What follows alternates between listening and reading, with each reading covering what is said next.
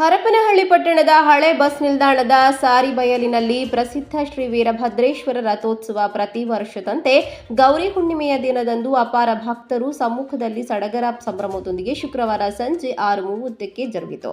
ರಥದ ಚಕ್ರ ಮುಂದಕ್ಕೆ ಸಾಗುತ್ತಿದ್ದಂತೆ ಭಕ್ತರು ಜಯಘೋಷ ಕೂಗುತ್ತಾ ಬಾಳೆಹಣ್ಣು ಉತ್ತುತ್ತಿ ಶ್ರೀ ವೀರಭದ್ರೇಶ್ವರ ಸ್ವಾಮಿಗೆ ಅರ್ಪಿಸಿದರು. ಅಪಾರ ಭಕ್ತರ ಸಮ್ಮುಖದಲ್ಲಿ ವಿವಿಧ ವಾದ್ಯಗಳೊಂದಿಗೆ ನಂದಿಕೋಲು, ಸಮಾಳ, ಡೋಳು ಕುಣಿತಕ್ಕೆ ಯುವಕರು ಹೆಜ್ಜೆ ಹಾಕಿದರು.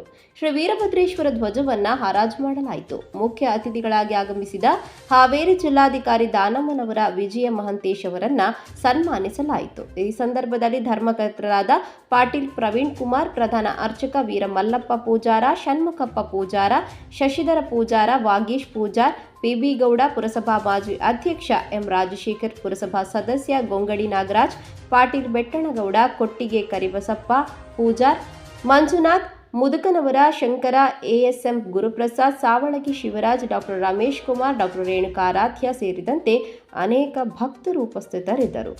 Manjunath, M R5 news, Harapanahalli.